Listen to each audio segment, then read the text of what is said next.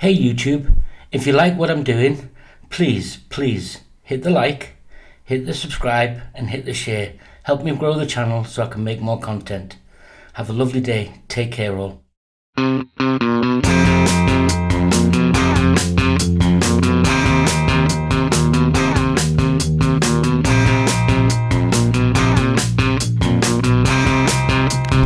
So,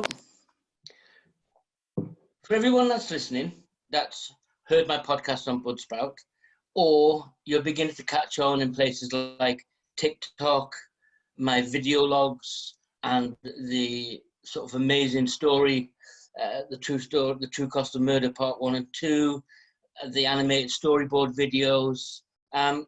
That's kind of not me. That's kind of 1/3 my idea and a lot of rambling. Yeah, speaking to a video editor and a filmmaker and an artist, and just rambling for 25 minutes about what my ideas are, throwing a podcast at them, and then coming back to me sort of a week later going, how does that look? And I'm going, yeah, look shit up, to be fair. So this media package that me and Jack are building together is underpinned by Jack. So just wanted to introduce that first. And there is a point to today's cast, which is really all the mistakes I've made since July as a new podcaster and all the support that's out there, but you just how I negotiated and how Jack negotiates with me and the kind of skills that people require and some of the misnomers, I guess, some of the stuff I think Jack's maybe going to look at after Christmas to give some people advice on kind of basic editing. Is that right, Jack? You're thinking of putting some up there? I know you're in the middle of filmmaking and documentaries at the moment and you're being swamped, but you have kind of hinted to me that you might put some stuff up on your YouTube channel. Yeah, and I'll let Jack do a shout out for that. And the link will be underneath. Yeah, you'll put a link underneath, Jack, to you. Yeah, has Rob got one? Yeah, he's on Instagram and stuff. I think on YouTube, yeah. I think yeah. Maybe we could put Rob on if he wants to. Yeah. Like we've had a lot of views on the videos that Rob's. I know you edited them and clipped them all in and all those things. So that's what I was going to do. So I'll go back to the very beginning. And I don't think you've heard this story, Jack, really. I got it in my head last year that I'd do a podcast, right? And I was like, Joe Rogan part 2. I was going to have like 50 million listeners by the end of the year. But in reality, it was because I run my own business and I am busy and I work full time. And I got it in my head. I thought, right, I'll do it. I'll just do it. And I went onto the forums and watched how people were saying you need preparation, you need a marketing tool, and you need to promote your podcast 3 months in advance, and you know your scripts and this and a transposition of scripts and everything. And I was like, what? I thought you just go on and talk about a subject you're passionate about. So I did. June 23rd, I went, I'm going to do this. So I clicked onto Buzzsprout. That's the guys I joined, and they're a platform. And I don't know if there's any platforms out. I know there's other platforms. I had been on another, Anchor. I didn't leave Anchor because of anything bad. I just went to Buzzsprout because it seemed to have what I wanted, but that's by the by. And then actually all the mistakes started to appear. I was thinking about the topic and subject, but I guess I wasn't thinking about what was happening. How did I get in touch with you, Jack? When was that roughly? Do you remember? It would have been probably end of July, maybe beginning of August time. And that was. And what was my first naive question? What was I asking for? Oh, I'm not sure. I can get it up if you want. I can do a bit. No. But was it the kind of like, I want to go on YouTube, please help? Yeah, well, I think it was just something. I'm looking to set up a podcast. Again, something about video editing. Oh, because it was something about rebranding your current, because you'd done 3 or 4, maybe even 5 episodes so far, and you I think you weren't very happy with the visual side of it. So you contacted me to say, can we do a bit of video editing and spruce it up a little bit, make it look a bit more polished and refined and stuff. Yeah. But that was it, really. That was all it was. Then I got a bit more demanding as a podcaster. And I tell you what happened was when I, as a podcaster, and I'm still in my early stages, and I think we'll cover later on just the kind of ideas you've been throwing at me, Jack. You know, that media presence and how to refine things and look more polished, but not paying like £10,000 a year for it. You know, Yeah. And that's, you know, and budget is a thing that people need to understand. What happened was when I was talking to Jack, and Jack's obviously younger than me. He's a filmmaker. He's an accomplished video editor. He's out there. He's a writer. He's scripting, and I'm just waffling on in these podcasts, right? Which is relatively informed. I'm not playing myself down, but I knew I was missing something. Right? I'm like, well, I should be on YouTube, and I should have videos and all this stuff. So I kind of just kept asking you stuff, didn't I? It was a website was next, wasn't it? So you kind of did the logos and stuff for me, didn't you? The channel trailer that was the first big thing, and doing that visuals with the ink in the water and then the images within that was the first thing, and then it was probably the website next. Just explain to people, because I think people get fascinated. If you go and watch it, guys, it's on there. Is it on your page, Jack? No, I think it's just on your page. Right, it should be on yours because it's pretty cool. I had this barrel of ideas in my head, and talking at length with Jack about kind of infusing my personality and trying to get across what I was really interested in, what I was passionate about. You know, I'm an ex-serviceman, blah blah blah. And Jack had done a little bit by then, but it wasn't like fully. I know you had a little peek at the podcast to kind of get a flavour. And then you went away and did this video. What was going on in your mind, Jack? What, as an editor and a filmmaker, what are you thinking? What when you're working with a client? It's a bit of a tricky one. So I mean, one of the things that I have to tell myself always is, and you know, this isn't to sound removed, but it's always your work. As you as a client, it's always your podcast, and it's only my job to try and help you achieve what your vision, your goal, or it's to help you tell your story and your life in the best way possible. There can be a tendency with people, you know, that I speak to who are just fresh out of uni like me, and they come in and they try and take over the client. They try and just absolutely just change the image and change the style and just take over. They're trying to make the podcast theirs.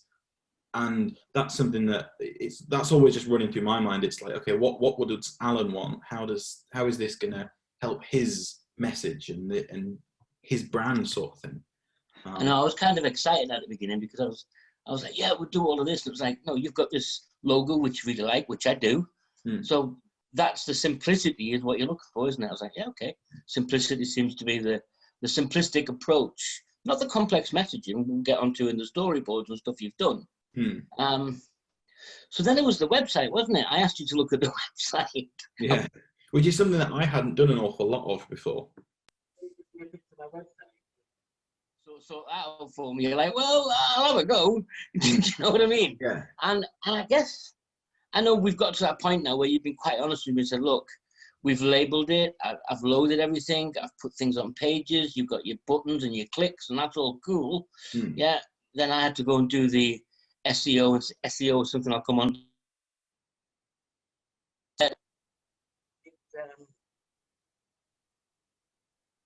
It's difficult because in my mind as a podcaster, I'm all in, and I guess as a because you've done, I would say some of what you've done for me is partly making a mini 2-minute film of what I'm trying to get across, right? Yeah, certainly the animated videos I see as small films, 4 or 5, 6-minute films, whatever it is. So yeah, that's sort of what it is. So we got to that website stage, and then and all the time it was evolving, wasn't it? I'm asking you, can we do this, and what do you think of that? And just so everyone knows, at the same time as if you guys get somebody to work with you on your video editing, and I think what that's fair to say, Jack, is that what you said was constantly listening, but you did check me a couple of times just to say, you know, I think you've gone a bit far there, you're overcomplicating it, right? Yeah, because again, that's when you're starting out, it can be easy and tempting to say, right, I want everything, and I want exactly what Joe Rogan has, or exactly what whoever has, and it's like, well, for starters, just simplify it down. The important thing is what you say is the podcast itself. And everything around that is always should always feed back to the podcast itself. It should always just be optional extras. Because I think that can be what happens. People get just too distracted and too excited by everything. And then they've got all this extra stuff, but the views aren't going up. And they're thinking, well, why not? I've got all of this extra stuff that's really cool, but they've forgotten why they almost did it in the first place, which is the podcast. Yeah, I can mirror that. Which is obviously something that we've gone back and forth and tried to push and pull in various different ways. Yeah, and I think the first one was after I'd loaded them, and we were, I would say in the first 4 months we were speaking daily, right? I would say. Yeah. Messaging daily, and if it was complicated, you give me a call and say, "What do you mean?" Yeah. So we were speaking daily, and things were getting tweaked and improved. And I think it's kind of mundane to talk about. The influence from me, from Jack's input, was literally looking at the platforms I was on, what they are as a media content. So I was like, okay, what does that mean? Because I was like Instagram 15 pictures of when I was in Blackpool for a week. That's what it was. Put a picture up, load it, and have 30 friends on there. And I'm like, yeah, Jack, we'll do Instagram. He's like, yeah, hold on. So then on Instagram, you kind of, it's all about adding stories in. Yeah, and it was about all those things that mattered. Why does it matter that on Instagram? Because I noticed on mine you've got highlights, and you've added bits in, haven't you? And what were you thinking then? So all of that is just it's mirroring lots of different things. Like you started doing the vlogs, and we knew we were going to do the animation stuff, and it was really just making sure it's all consistent across all the platforms, so that when you go to YouTube, everything's laid out in the same way, sort of, as much as we can get it to the Instagram, and and it all links together. But that's all going, back to the thing of the only difference in the branding between, let's say, the podcast and the vlogs is the color. It's the same image behind it. And that's always back to the thing. It's always leading back to the podcast itself. Everything else is just extra. It's just color and flavor. With the Instagram, I think it's like I when I started out years ago, originally I got into graphics and design. So my very beginning was always that visual thing. And part of graphics, you get taught a little bit about social media as well. And then I got involved, when I was involved with the Scouts, I got involved with the media team. So they taught me a lot about branding and how to really simply start building a brand. Because then it just makes it easy for people to find and follow you then. Which obviously as a podcast is what you want to do. You want to make it as easy as possible for people to find your voice. So that's all it is. That the filmmaking is sort of just almost the end result of all that. We went from graphics to social media, and then into film sort of thing. So one of the things I noticed was, as we were discussing it constantly, you're actually refining my approach to the podcast as well. How to break it into sections in my mind. And I was kind of visualizing what I'm trying to achieve, because I know that would be adding bits in later on YouTube.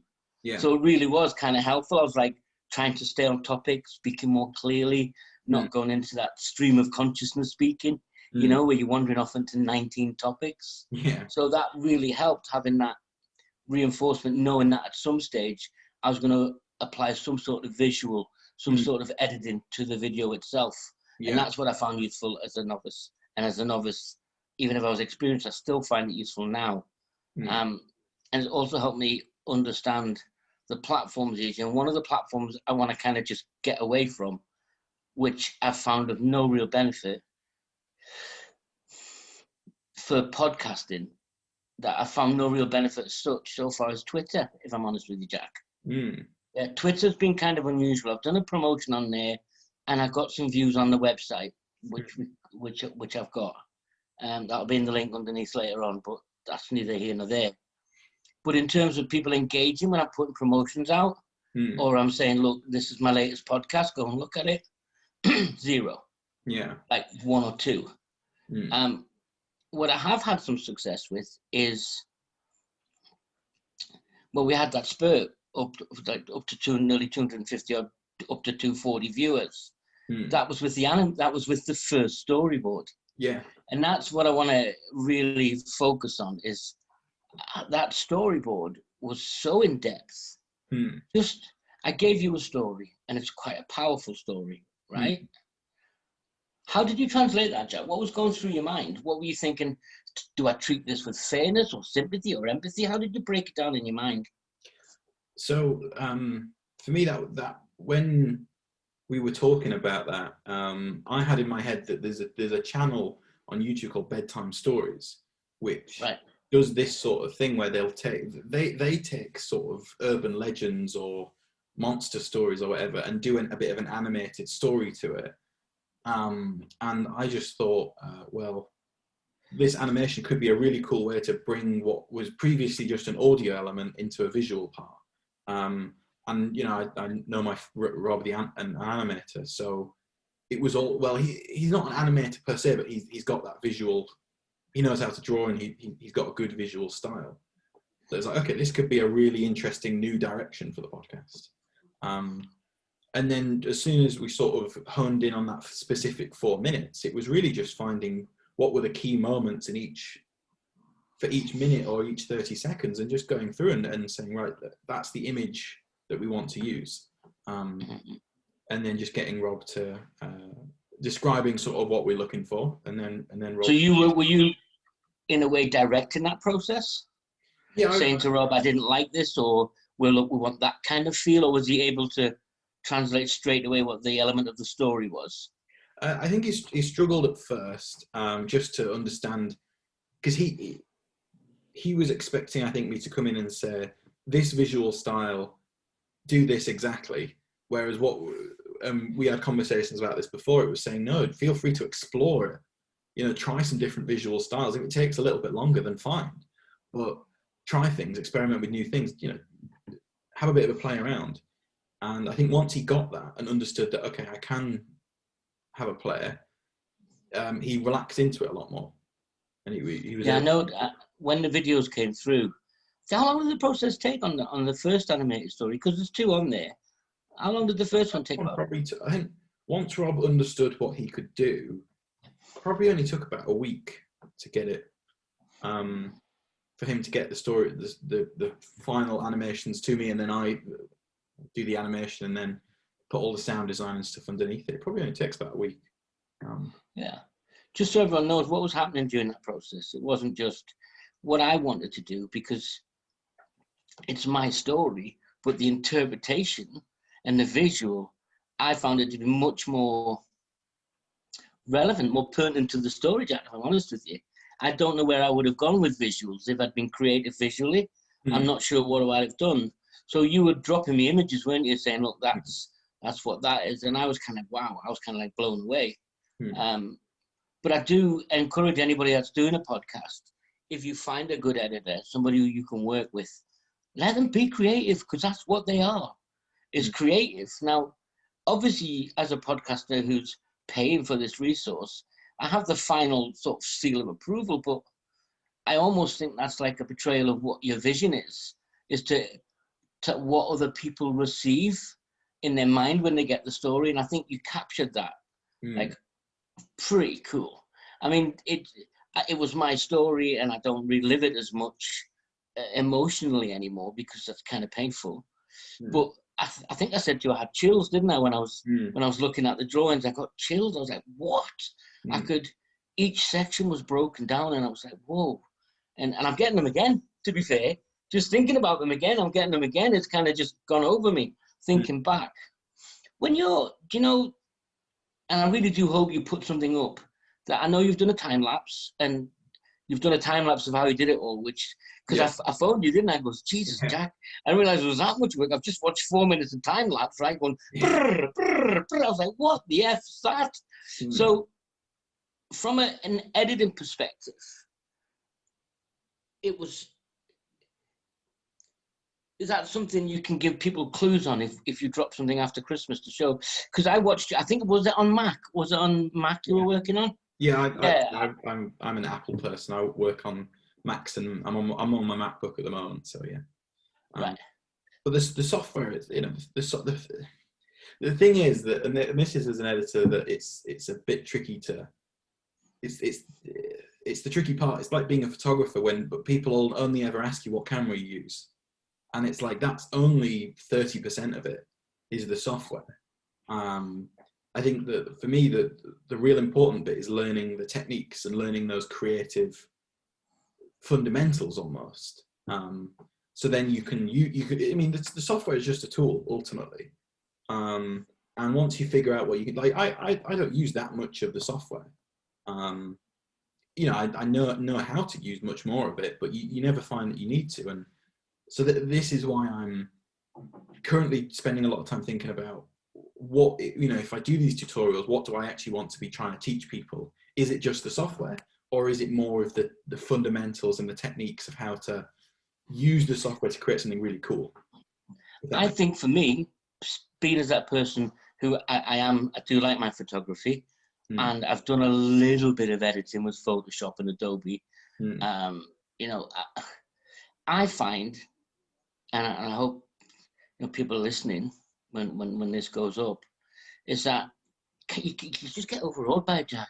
You just get overawed. There's like, you know, so many buttons and paintbrushes and loops and lassos and do this and color definitions, and you know, you get the hang of it, but then you just click on TikTok and go, make me teeth look white, make me face look pale, and click it, and that's,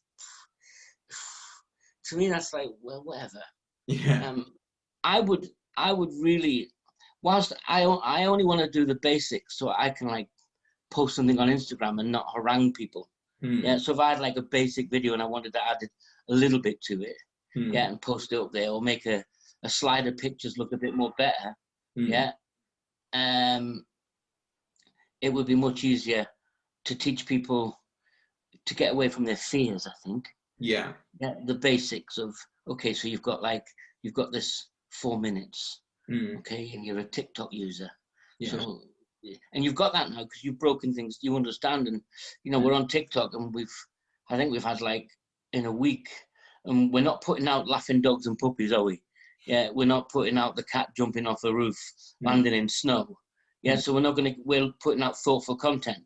Yeah, and we still had like, must be close to 7,000-8,000 views already. I think in one day we had about 8,000. Yeah, and the follows are going up. So it's being what you are as a podcaster for me, is what you're trying to present, and getting a good video editor and some art guys on board.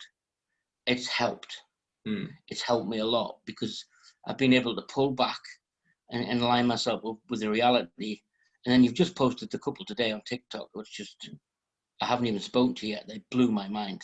The Christmas movies one, because you've rolled out movies and soundtracks underneath, and it's like that. I was like, geez, that's just awesome. And I don't care if it gets 100 clicks, because when I've done 50 of them, they'll get 50,000 clicks, because people will realize there's a constant quality, right? And that's what you've been getting into me. Can I go back? You remember when I did the introduction to the podcast, and that was your first video, which kind of blew my mind. Where did that idea come from? So that came from, in the initial ideas, your branding was all about clouds and blue sky. So I was there thinking, okay, well, that sounds quite cool. I thought, well, maybe we could do something where you've got, because you were talking about images and stuff, that you want to show certain pictures to see certain things. So I thought, well, maybe we could do something where the images are in the clouds. I thought, right, well, how are we going to get the control of that? So I thought, well, instead of clouds, maybe we could do ink in water, because I've done some ink in water stuff previously. So it's like, okay, well, that sounds kind of cool. Having, you know, we put some ink jets in water, and then using, and then we sort of superimpose images onto that, and then we'll see how that looks.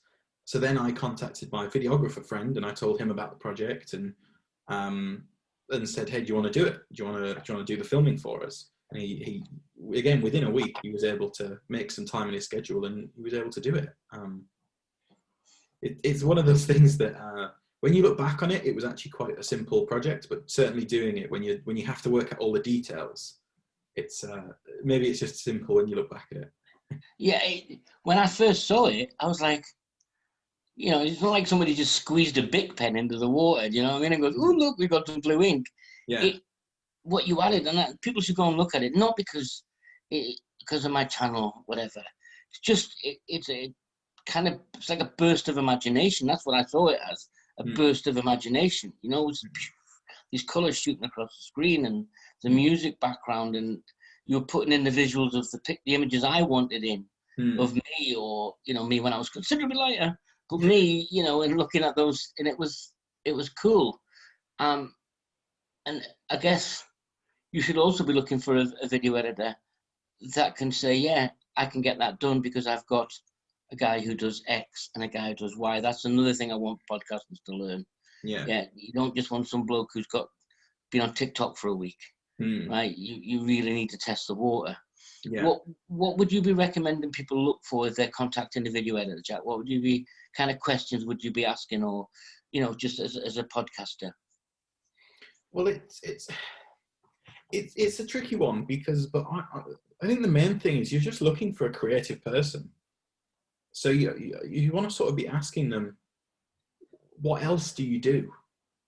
Do you make films? Do you do photography? Do you draw? Do you paint? Do you make music in your spare time? And trying not to be as it's not like you're trying to poach people just for their talents, but you're looking for people who are creative overall, and you can see that it's quality as whatever they put their mind to almost.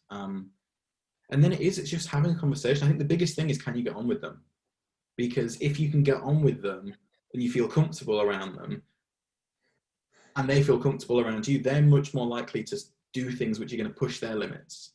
And yes, they're more likely to try new things with you and do all this kind of stuff, like, doing the website stuff.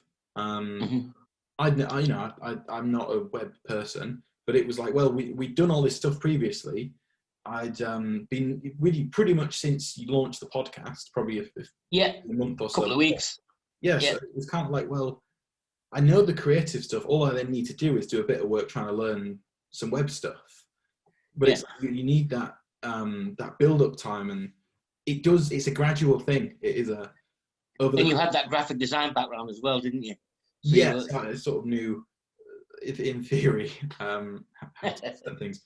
But that's one of the things that I would probably recommend is that for new podcasters is try and find someone, not before you've got a few, but do a few episodes or podcasts or whatever you want, however you want to structure it, and then you probably want to be looking probably about, say, a month after you've start thinking, right, I want a creative person in to come and do this and help. Yeah, I'd agree with that totally.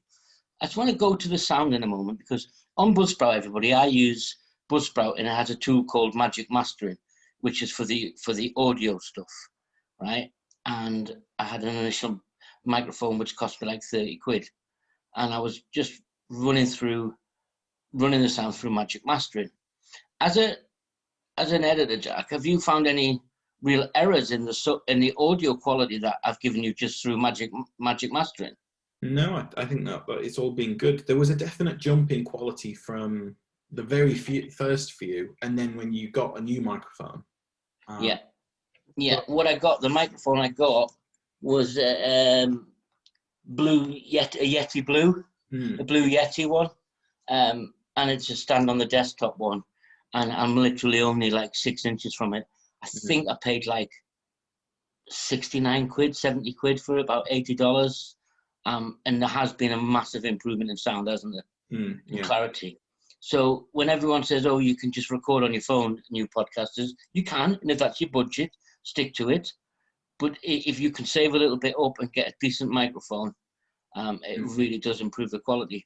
But in terms of me having to faff around and mess about with trying to edit on the sound itself, which I hear a lot of podcasters in the forum saying, oh, I was clipping, I was creating a break in the middle.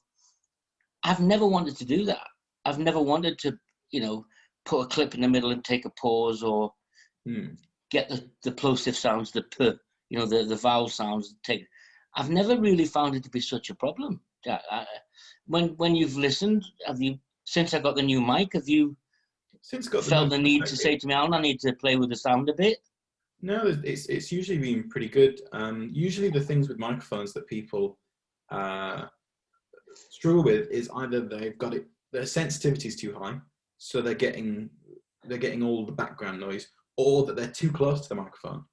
The general rule of thumb is you should be about a fist's distance away from the microphone itself. Right. Usually that will help you get rid of a lot of that, the hard P's and stuff. Yeah. But yeah, and most of it, yeah, they've got it. Yeah, most of the time it is too sensitive, because sometimes what they don't realize is they start off quiet because maybe they're a bit nervous, but then as they get into the podcast, they get louder. So then the microphone is blowing out a bit, and then they come into loads of problems. Okay. I hadn't thought about that. What about that circly thing you put in front, like a dream catcher? That blocks the. Yeah, that can help. That usually will get rid of any very hard P sounds. Right. Okay. Again, it's not necessary if you're not. Certainly, I haven't come across that with your podcasts. Right. Okay. And I tend to get more excited as I go along. So I start off like, yes, hello everybody. Midway through, when I'm in full rant or full on topic, but the mic has helped also with everybody. When you watch this, the mic has helped substantially. It's been the best investment I've done, Jack, in terms of tool wise. Yeah, and Magic Mastering for 12 quid a month on Buzzsprout, and I'm sure other platforms have a similar tool, like an audio compression tool that you pay for. It's just frees up hours. Hours. Dead space, I tend not to have it on the podcast, because what I've actually learned when I do the podcast is I'll script it in my mind quite a lot. I'll make some notes. I don't have a script, but I'll have 3 or 4 bullet points. Or if I've specifically got something I want to refer to, because I'm going to give it credit in a video, like when we did the Unit 731 videos. Yeah, the story about Unit 731 with the news article. And when we'll come back to what you've added to the videos later on down the line, when we were getting more creative, it was like, oh, we can do this. Yeah. The mic, everybody, and a decent webcam, or even if you're just running your mic Bluetooth through your laptop into Zoom. Yeah, Zoom has a compression tool as well, I think, right? Yeah, I think so. Yeah, so the mic is the most important thing for starting off with. And I think, like Jack just pointed out to me, I was doing 12, but like that fist, the distance away and the little barrier thing, they're like a little circle hoop, like a dream catcher with a mesh on it. Yeah. I don't use it anymore because the Yeti mic I've got has it kind of built in, Jack. It has it on top, so it's kind of old. It does it for me. So the mic and the beginning budget, when I started off, I didn't have to go with a cheap mic, but everyone would say, yeah, you can get this mic and it works just as well. I thought, oh, well, I'll spend 25 quid. Yeah. I may as well have just thrown it in the bin. Yeah. Because in comparison, the sound, chalk and cheese. So everybody, as my first podcasting era was to follow the advice of everybody, which was, you don't need to really spend on a mic if you're just starting out. No, you don't, but if you've got the budget, do. Yeah, if you've got the budget, 70, 80 pound will get you a really good microphone, a USB one. What's the ones that have a different lead, Jack? Because some come with one kind of lead that fit into some. Do you know what I mean? Yeah, that just depends on the make. Yeah, that's just a make. Yeah. Yeah, it's not. Yeah, okay. Well, mine was a USB lead one, and it just goes straight into the thing, and your computer recognizes it. And then when you're going on your webcam or you're going on Zoom, it just automatically comes up, which mic do you want to use? And I just click on what my mic is. Yeah. So then what happened was I'd done a load of podcasts, hadn't I? We did a load of podcasts. Then I wanted the YouTube channel, didn't I? Yeah. We'd done about 17, 18 podcasts, and suddenly I was like, yes, let's go to YouTube. Yeah. Like, it's not as easy as that, but what was going through your mind? Because I literally just thought, all right, we'll throw them up on YouTube, just whatever, the sound. thumbnail on the front and go, off you go. Well, so I mean, initially, and the thing is, it's easy to look back on this and say all this stuff, but it was really just an organic process. Like in the beginning, it was just and people can go back and watch the earlier videos. It was just the audiogram, the moving waveform for an hour and a half. And they were easy to do and everything, and that was more in the line of just throw them up on YouTube. But then something clicked at one point. Either you said to me or I realized that that branding just doesn't work on to watch for an hour, just that moving up and down. So I got thinking, well, how are we going to do this, and how are we going to make it a bit more interesting? And that's where I started thinking about, well, what are you interested in? And that was things like the music and the more sort of culture stuff that we hadn't really gotten into at that point. So that's when I did a bit of rebranding, and I was trying to go for a more branding that was a bit more like a record or an album cover, as opposed to just a straightforward podcast. And then with that came the new circular spinning logo. So that way, what that allowed us to do was it meant that we could put in videos and we could put in more visual content and make the YouTube videos a bit more of a visual thing, so that people can actually sit and watch them, and it's not just an audiogram going up and down for 2 hours or whatever it is. And for people out there, what happened was I did, say for instance, I think I did personal responsibility and personal choice, and then, as always, as I've gotten to trust Jack's creativity, I said kind of just like do what you think's relevant. So what Jack did was he went and found clips that were 10 seconds long of the particular person I was referencing, Jordan Peterson, and he then injected that into the podcast. So at the beginning, you'd open up with Jordan Peterson on a visual talking about personal responsibility and choice. But that also, when you segue that, when you load it onto Buzzsprout, it works audio as well, doesn't it? Yeah. It was like a two birds with one stone. That I know you did that deliberately, but I've only just realized now that it was a visual, but people can also listen and get the same effect. And that's what I've learned going through this podcast journey so far, is be okay to change. Be okay. Don't change your brand, because I've tried to do that, and I paid a lot of money, didn't I, Jack, to get someone to look at branding for me. Kind of didn't work out, really, did it? Never used any of it. I paid £900 for someone to do some branding for me. Brilliant quality, nothing wrong with the company. I'd recommend them, no bother. But actually, we already had the image, didn't we? We already had the visual, the direction, the color schemes and everything. So I made, and that's when you go off and spend money you don't need to, because you think you can improve what you've got, podcasters. Stick with what you've got, stick to the basics. You don't need to spend money thinking you create something better when you can talk to your video editor who might have a friend who's a web designer who they can reach out to. It's fair to say you guys know a lot of people in your own circle, don't you? Yeah. Or at least, and I think that's the thing with going to a freelancer. We can get into some more of this in a bit, but with going with a freelancer, it feels like maybe you're just hiring an individual, but again, if you build that relationship, you then realize you can hire everyone that they know. Whereas sometimes when you go to a media company, they will only use their internal people. And they might be, professionals who have worked in it for 20 years, but sometimes they lack that. They lack that uniqueness to it. And because I think as well, unless you go to someone very early on, which if you haven't got the budget, that might not happen. But often it's like they're ticking boxes. It's like, right, he's a podcaster, so we should look at these podcasting logo templates almost. Whereas I think for new podcasters, what they want to be looking for as well in a creative video editor, whatever it is, they want to look for someone, as we were saying, who will help them develop their brand, their message. And tell that and say that and show that in the best way they can. It's not.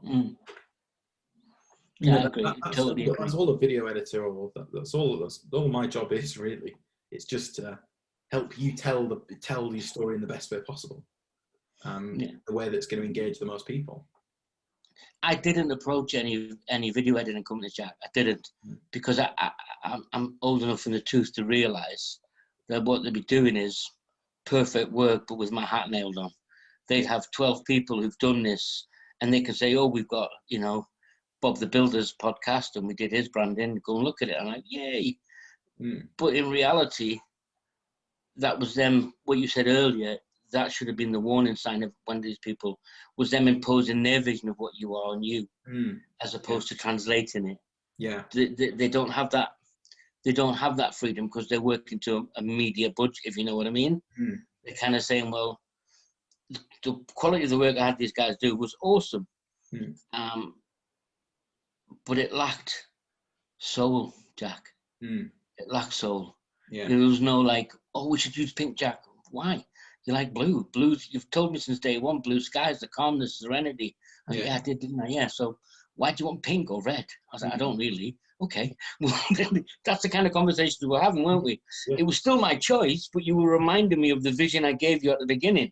Yeah. Yeah. I like blue. I like calmness. I like the imagery. I'm a culture person. Every time I wander off on a tangent thinking, yes, let's throw, you know, Bugs Bunny in there. It's like, but that's not what you do. No, it's not really, is it? Yeah. But it's still, we still had the freedom in the storyboards, haven't we? And in injecting the video and audio into the podcasts that are on YouTube. That. But again, that was, as you said just before, that was experimenting, but it wasn't changing the core. You know, the core was always the podcast, and that goes back to like, what is your fundamental thing? And maybe, and it's like your fundamental thing is the blue colors and the, you know, all that kind of stuff. And it sounds really like, I don't know, superficial, but it helps to have those things. It's like, well, what, you know, if you're going to think of AL65, what color do you want people to think of? And maybe that's blue, or maybe for some other podcasts that might be pink or yellow or whatever it is.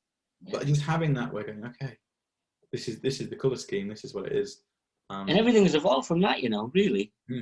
Everything's kind of evolved, the creativity we've gone through. And I don't think people will kind of, for me, and I know you're a filmmaker, and I hope you'll put your description so people can go and see what you've done. We talked about one story you did about, was it your granddad in the war that you made and I specifically rang you about it, didn't I? I said, like, that's a great story, Jack. And you went, yeah, because it's my family story. I was like, oh, wow. So that reinforced to me having my emotional involvement. You can just translate with your creative spur. So I think if you're a podcaster and you're like me and you're on a relatively low or reasonable budget, I never approached any media companies. I did it once. I made a mistake, and I made a £900 mistake. Yeah. Not because of the quality. The quality was brilliant. Just wasn't what I wanted. I could have spent that 900 and we could have gone on to another production work.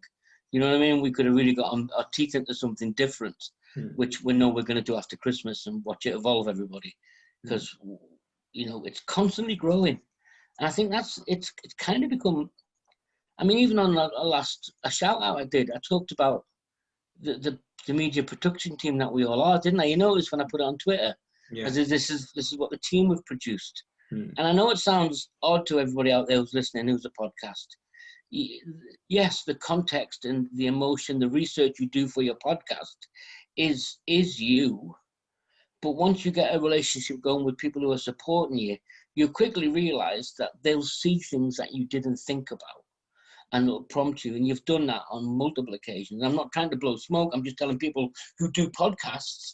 When you find a freelancer who understands and is creative and, you know, is willing to, we've not took no editorial risks, no video risks, have we? It's just being creative, isn't it? That's all. Yeah, that's all it is. And I feel like because I was with you from the very beginning, I knew sort of the things that I would think would work and the things that probably wouldn't work, and it was just, that's what it was. It's been there on, and I'm still doing the grind, everybody. And we know we've launched on TikTok. What Jack said to me this morning, he said, "I noticed you've got some followers on there." Yeah, because I was on it 8 hours yesterday, following people, tap, follow, and trying to get myself verified, and I've got a verified user, which is kind of cool. And discussing the push out times and all that kind of stuff. You'll have those conversations. It makes your podcast rounded. And the quicker you can get into that journey, the better. even if it's just only, even if your budget only lets you do it for 1 in 5, do it. That's my point. What I'm going to say to people, Jack. Even if you talk to your video editor and he goes, look, I've looked at everything you've got. You've only got a budget for 2. Let's do these 2. What do you think? Alan, John, Mary, Sue, guys. And you go, yeah. Let's just do those 2. So then we're going to break them down and put them onto TikTok. We're going to hit all the platforms with them. I'm going to create 1-minute sections. And that's what you've done for me, isn't it, Jack, really? I know you've been able to say, I've had a bit of a budget, so I've been able to be more creative because I'm working. But if we just did it on 1 video, so I come to you as a client, podcaster, and we work it all out, and we talk about prices, and you talk about that with your clients. We're not going to talk about prices on here. You can actually say to them, well, if you and I think it's podcast number 12, and I've looked at your Instagram and you've not done anything on there, this is what I can do, right? That's the kind of thing. Yeah. That's somebody who's social media savvy, is a filmmaker, editor. Even if they just did it once or twice, it can have a really good impact on their brand. It has for me. So that's what I would say to people. You don't need a video editor for every single project. Even if your budget just lets you do it on 2, Jack. See where I'm coming from? Yeah. They can actually do it. And if someone like yourself puts those little clips out that says, look, guys, you can save yourself a tenner by doing this. Awesome, Jack. And I've been on it for ages, haven't I? Yeah, Al, I'm doing the documentary. I know, but Jack, you could put something on there. So I've been pushing because I'm selfish. I want people to see there's some tricks and tips that Jack can give you and any good freelance editor should give you. And I think that could go on his YouTube channel. Yeah. But if I was saying to anybody in the podcast, even if you were just doing your first one, and you think, right, I'm going to launch in 4 weeks, find yourself a freelance video editor, talk to them, get a picture like Jack said. Are you been involved in music production? Are you a photographer? Have you done any video shots of anywhere? Are you accredited? Have you got a qualification? Or you've been doing this 30 years? Can I look at somebody else's work that you've done? Yeah. And that gives you a picture. I was a bit more, I'm a gut feeling person. We didn't have any of those conversations, did we? No. It was like, yeah, you just got well, because that's my gut feeling and it can backfire. But being realistic, I would say go and do a little bit of research on the person. I found you on like a hiring site, wasn't like a plumbers and builders and cinematographers. It's called Bidvine. I've now sort of left now because I just find it wasn't working as I needed it to. But that's a good website. That's a website where you can come in, sign up. You can say, I need this, I need this video editing thing. It's like a lot of the freelancing websites. You as a client come on, you post your job, and then freelancers come and respond to you. And on this website, it was called Bidding. And then it just goes from there, really. Well, most of them I messaged, Jack, they were like, I'll get back to you in 2 weeks. I'm like, I want to pay you. So how about we talk in 2 hours or tomorrow?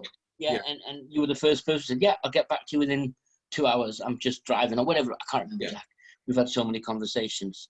Are there any publications out there, Jack, where people can go, or websites where people, I do highly recommend you check out Jack's work. I'm not trying to promote him, but I've had a great experience. But just being sort of impartial, are there any places where you could say, go and look at like a freelancer's work, or a website or a directory? Is there anything like that? Or is it just knowing your stuff?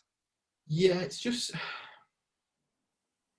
Yeah, Bidvine is quite good. Fiverr is also quite good, but that tends to be more focused. So if you didn't need a video editor, maybe that's a bit too expensive for you.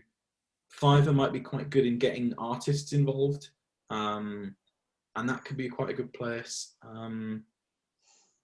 But it's tricky, that there isn't sort of a big freelancers thing, because I think that's what a lot of freelancers look to get away from. It's all the guilds. Being cobbled in a group. Yeah, they want to be individuals, and they want to do all that. But yeah, I would say these sort of websites are usually quite good for that kind of thing. Bidvine. Okay. Yeah, Fiverr. Yeah. Okay. So what I want to do is just kind of pull it to an end, because I think I just think, personally speaking, that what you can do is start off, find yourself a video editor, find a channel, like Jack's, where you can, when after Christmas, we do some tutorials on basic stuff, and maybe you can put some of your budget to the polished stuff you need for your video, and you can learn as you go along over 6 months to a year to do more basics. And but if I was saying to any podcaster, get yourself on a site platform that has an audio sound compression tool, even if you have to pay for it. I do recommend Buzzsprout. I think Magic Mastering's been great. Focus on your microphone. Going into it, I've found no benefit in spending pre-months and pre-budgeting. If that's what you want to do, you've got to budget money. If you've got money to set aside, and this is going to become your main stream of income, and you want to hit all the platforms hard, then you already don't need to listen to me. Do you know what I mean? You just don't. But if you're like me and you just want to get going, and you don't, you think, well, I would like to do something nice at the beginning to get launched, and if I'm going on YouTube, maybe to have something, and I've got a bit of a budget. Yeah, that's where your freelancer comes in, and that's how I've started off with Jack, really. But I've got so much more because it's pushed my creativity, it's pushed my understanding of social media. I mean, I'd only been on TikTok once, and now I'm on there adding and checking out for verifieds and all that kind of stuff. We just did the Christmas ones on TikTok. I think that's the best example I can give, Jack, of what you've produced in 50 seconds. It's on TikTok. It's AL65 podcast.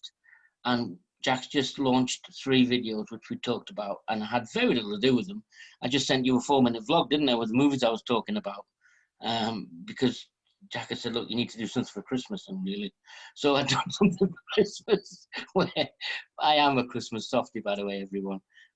So I recommended 3 movies in sort of 3 minutes 50. And sort of a week later, it's going up on YouTube because it was all done in advance. And on the TikTok, can you throw them on your side, Jack, do you reckon? The TikTok ones. Or is it just, I just think there's 3 awesome examples of what can be done in a minute. Yeah, TikTok's a weird one. It's because it's not very integrated into other things. No. But the other ones, if you've downloaded them, can you put them up on your site? Not from TikTok, just those. Yeah, I just think if you stick... Yeah, just because I think it gives people, and Jack's link will be underneath, right?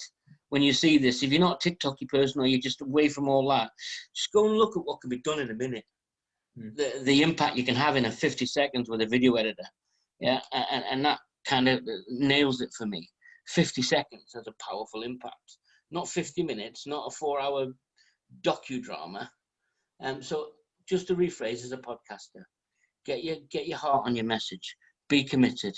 Find a good platform. Buzzsprout is a good one. You start off with 2 hours for a month. You can, if you can do a little bit of sound editing, cool. If you've got some basic skills, great. You don't need it. But if you don't want to spend hours of video sound clipping, Magic Mastering is £12 a month and a decent microphone. That's all you need at the beginning. That's all you need, everyone. Yeah, and then. Yes, there's places you can go and grab thumb logos, and you can improve as you go along, so you don't need to get in there with a budget straight away. I think Jack did my logo really relatively inexpensively, if I'm honest with you. I was quite surprised, but I think that was just comparative to what it was.